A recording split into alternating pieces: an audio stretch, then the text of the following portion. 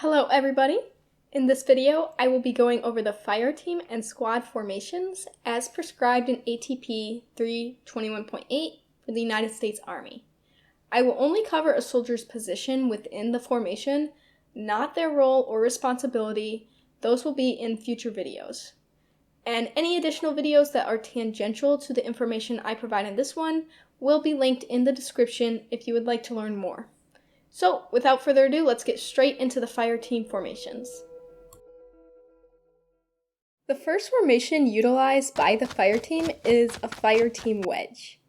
As you can see, this is shaped somewhat like a half diamond or arrow, with the team leader at the front of the formation, echeloned by the rest of the team members.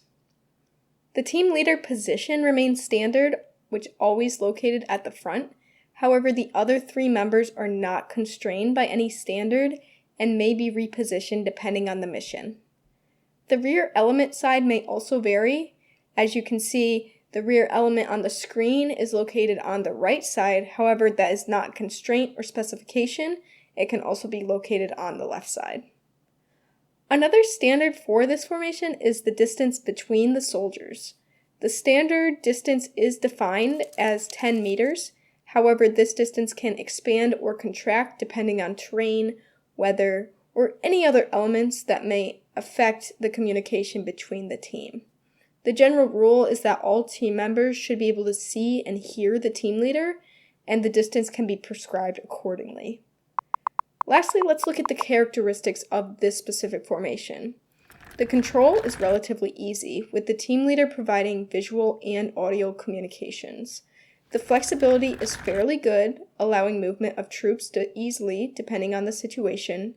The fire capabilities are great. This formation allows immediate fires in all directions. Lastly, this formation has 360-degree security, which provides great cover for the team members.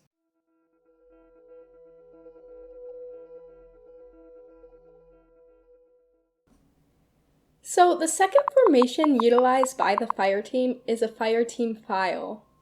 This formation is mainly used in situations where the fire team wedge cannot be used, such as rough terrain.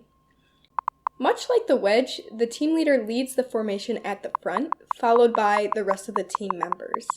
Again, the positions of the AR, Grenadier, and Rifleman are not standardized and can be repositioned depending on situation requirements. The distance between each soldier has no direct standard. It can vary based on the terrain and situation constraints.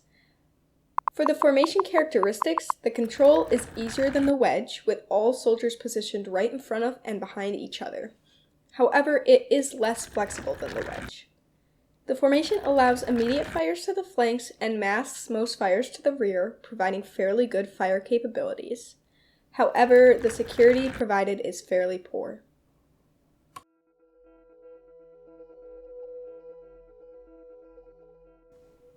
The first squad team formation is the squad column.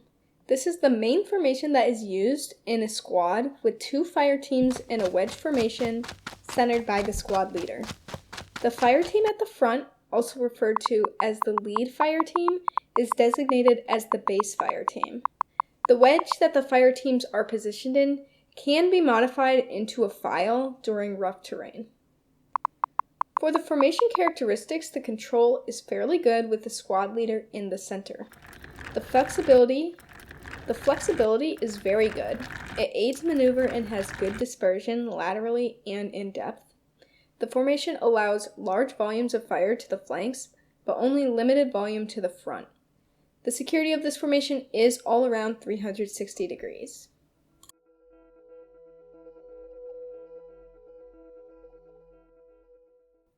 So the next squad team formation is the squad line.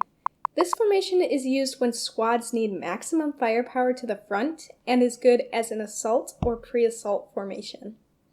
In this formation, each team is positioned in a fire team wedge, with the team leader at the front and the team members behind in no prescribed order. The squad leader is positioned in the rear center and will designate one team as the base team. The other team will cue its movements off of the designated base team. The distance between each soldier is similar to the fire team wedge, standardized at 10 meters. However, again, dependent on the situation, it can expand or contract. For the characteristics of this formation, the control is not as good as the squad column, and it provides limited maneuver capability because both fire teams are committed to their positions. It allows maximum immediate fire to the front, as well as good security at the front, however, little security to the flank and to the rear.